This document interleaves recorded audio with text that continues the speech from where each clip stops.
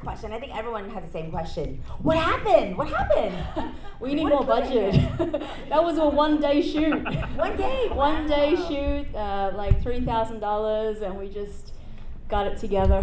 It was crazy because very small crew. I was also DOPing, and when I shoot, I always have to edit in my head and work with all sorts of elements as well. So yeah. Per usual. Yeah. Is this a proof of concept for a feature that you want to do? You know, it's funny because the writer's my sister, and her and I, we collaborated a lot, and Midnight Never Sleeps was a feature-length script that got optioned 4 times, and now the rights went back to her. And then she was like, hey sis, you want to make something? And I'm like, oh, let's see. And then we went to another like company, and they were like, hey, we're thinking of doing this idea, and they wanted to do a horror. So we kind of adapted it to that, and we kind of gave them this kind of proof of concept, but we already had like a feature-length script, many versions of it that kept on getting optioned, and then, you know, so when you get a script option, someone pays for it, a company pays for it, and then they are supposed to make it into a feature film, but if they don't, the rights go back to you. So my sister, being a full-time nurse, is also a screenwriter on the side. Vietnamese, has a real job and also a creative job. And on her side hustle is writing, so it kind of works out that we got a chance to collaborate on this, you know, I would say horror, because I don't usually do horrors, and it's actually quite hard to do. Yeah, I mean, I was waiting, I'm used to you doing action, so I was waiting for some, you know, martial arts coming. This was hard, because like, you know, when you do horror, like everything you have to think about. The blood, is it the right color? Like, how am I gonna put that hat up there without, you know? And even like every single element from like the phone, like every shot you have to plan it out. But not only that, you have to be very good with like sound design and understand the beats and the rhythm. And not only that, when you work with actors, they have to really bring it on when it comes to horror. You can't fake horror, you know, you can't be like, you can't, you have to feel it. So it was good that we got Anna Tu Nguyen on board, and she's from Mortal Kombat 2, so it was good for her to be able to do something a little bit more, you know, harder in terms of the horror genre. She did well, yeah. She did amazing. I mean, what did you guys like the actress?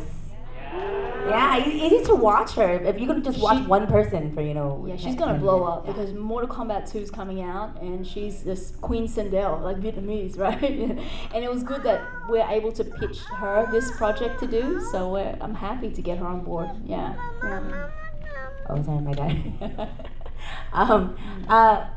She made me lose my train of thought. Yeah, I mean, I think, actually, I was noticing that, you know, you obviously made it a period piece, so you can have the phone, because nobody has those phones anymore. So, but I really think it really set the mood. So do you know, was that always the intention to make it like a certain time period? You know what, it was just something that we thought we'd do. And then not only that, like, we had also collaborators from the US. So we have like Phil, who played the voice of Ben. Oh yes, right? Phil. And Daisy. Stand up. Yeah, yep, that's Phil. Daisy's there. Daisy plays the secretary right there. And then also we have Jin Hoi, who plays the husband as well. So of course he does. You know.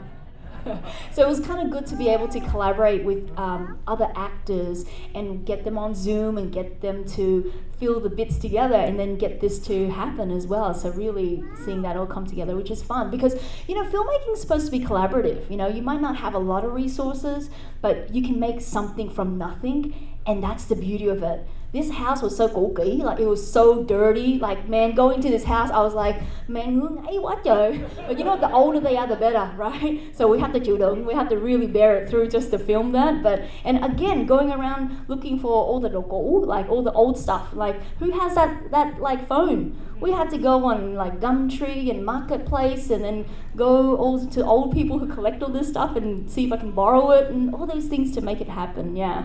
Well, who's ready to see the feature version, the full-length version of this? Yeah, so give me support. Oh, I actually met Maria, I want to say 2 or 3 years ago, at like a random TED party. I don't even remember whose TED party it was, and you know, we clicked right away. And I think the next day you drove to San Diego, because that's where I live, and we actually talked for, I don't know, like 3 or 4 hours. And as you can see, like, you know, I've been following you, and I think that I love this piece, and I'm really excited. And I just remember like all your stories about filmmaking, and just sort of like, this is somebody who really truly has the spirit of the independent filmmaker, just like goes and does it, you know, like, I mean, Maria is actually an actress as well, and stunts, and does all the things, and then she's like, you know what, I'm gonna do my own, I'm gonna write my own thing, and actually I was gonna ask about how Echo 8 Trilogy is going, which is her first feature. I just finished 2 feature films, and we were in post-production. Takashi Hara, who's my husband, he's also a co-director, so we fight over the edits, and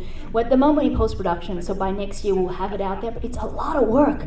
Not only that, we do full-time work as well, right, because this is not like our full-time thing. We have full-time work and then full-time passion on the side to just make stories happen, because we want to show that we can make these things happen. We don't have to give up our day jobs to do it. That's why I call myself a full-time hobbyist filmmaker. Any other time, go out there, make films, and just have as much fun. Bring your family together, make small stories first, and then you can build from there onwards. Thank you, Maria. Can I open it up to the audience if anybody has questions before we start our feature? Yes. Back there first? Yeah. Hi, I'm Tran. My question for you is, what was the film that made you want to become a filmmaker? Oh, what was the film that made me want to become a filmmaker? To be honest with you, I'll tell you an experience I had, okay, when I was much younger that made me want to be in front of the television. I brought my family to a show called Wheel of Fortune, and my whole family, my mom, my dad, and we were sitting there in the front row, and I really wanted our family to be in the audience, right? But then, so we were sitting right there, and then as the camera came across, it actually went up and missed us.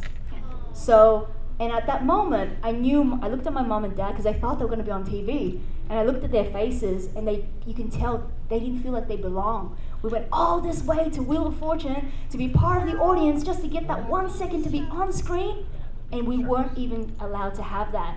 And then since then, I'm always trying to fight. Each time we see our faces on screen, or hear our voices, or hear our stories, that means something, because that means we're not going to be erased. So that came from a place of that. It really came from a place where you just didn't feel like you belonged, because maybe everyone else wasn't Asian, and you're the only Asian family sitting right in the middle, waiting for their moment and not getting that. So we have to find ways to carve our own, path to being on screen. Yeah.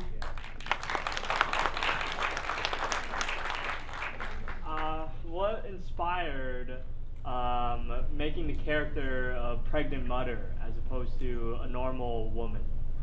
Yeah, that's an interesting one. I think, because in the community, and for me, I do documentaries and a bunch of different things in the community, and there's always something about pregnancy and women and harboring something that is sometimes not told, and I feel like that was something that Elizabeth H. Vu was very fixated on as well, because sometimes there's a migrational journey, but what if there's a migrational journey and there's also a pregnancy and there's also things that have not been told? What if it's maybe a manifestation of guilt that's come out to be some sort of entity? Because at the end of the day, what are the demons, Are they real entities, or are they more within? We don't know. And this film kind of tries to explore that without giving you a definite answer, because also we don't have the budget for the definite answer. So we hope one day we can do a feature length which is probably going to tell the story of what happens after this incident. So it could be this lady is now older, and what happens with the relationship with her kid, and also the relationship with this entity that is some sort of, I don't know, maybe curse of the family, or who knows. Yeah. Thank you, Maria. And I don't know if we have any other questions. Otherwise, Oh. Okay.